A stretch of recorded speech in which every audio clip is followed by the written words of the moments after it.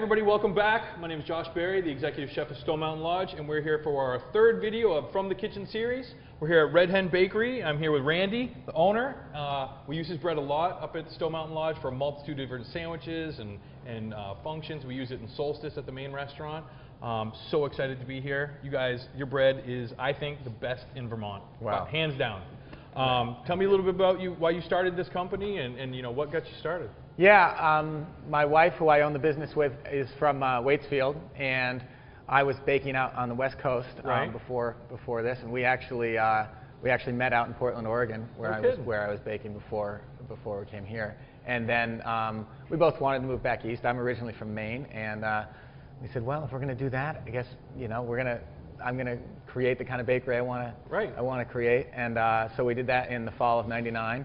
And we've been doing it ever since. And the kind of bread that I really have had a long-standing interest in is bread that uses a minimum of ingredients and focuses on using different techniques to get all kinds of various flavors and textures out of the four basic ingredients. What are the four basic ingredients that you use? What are your basic ingredients? Flour, water, yeast, and salt. And most of our breads, about 3/4 of the breads that we make have those things only. Different types of flour, various ways of leavening the bread, various amounts of water in the bread, various ways of handling the dough.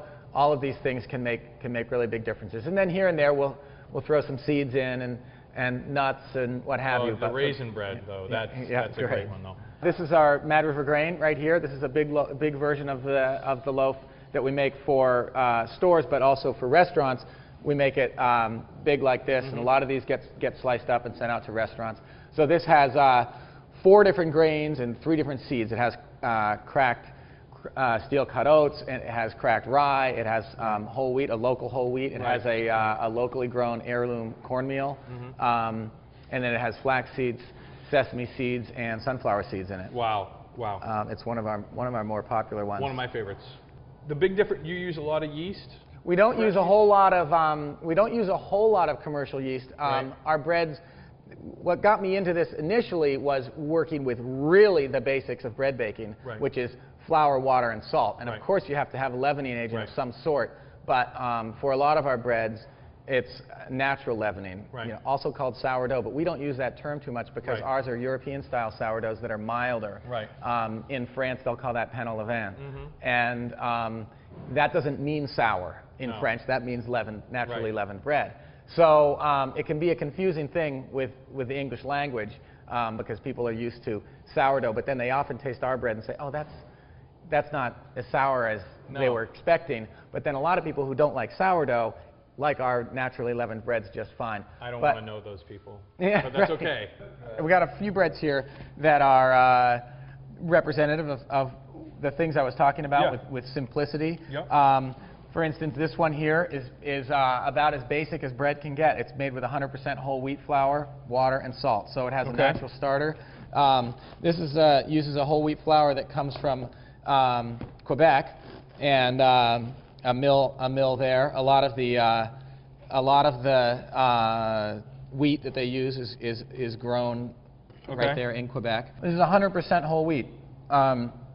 Usually, whole wheat has a reputation of being dense and heavy. That's some great structure. That's not that dense. I mean, as far as a wheat bread go, that's some of the.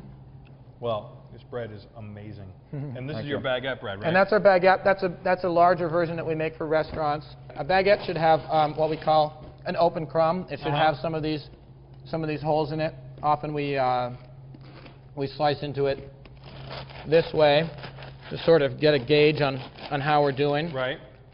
And we like to see that kind of hole structure. Definitely. It's great for holding the olive oil. Now we serve this bread in Solstice in the fine dining restaurant, and we use the Vermont Butter and Cheese Company, the cultured butter with Fabulous. it. That's a great butter. Nothing you know better. what I mean? And this bread, we warm it a little bit. You know what I mean? We warm it in the oven and then cut out nice pieces about like this for the customers. Excellent. And that butter we just keep at room temp. And I'm telling you, we could serve olive oil with it, but that butter, you're in Vermont. Yeah, I know. So it really works together well as like symbiosis. It's one of my favorite ways to have it. Yeah. Randy, thanks so much. The bread's awesome. I learned a ton about it and really what it takes in the discipline that you guys go through for here. So I hope I can reciprocate, bring you up to the lodge, and show you a great dinner up there. Well, thanks for coming and visiting, and thank you so much for buying our bread. All right, great. Really appreciate it.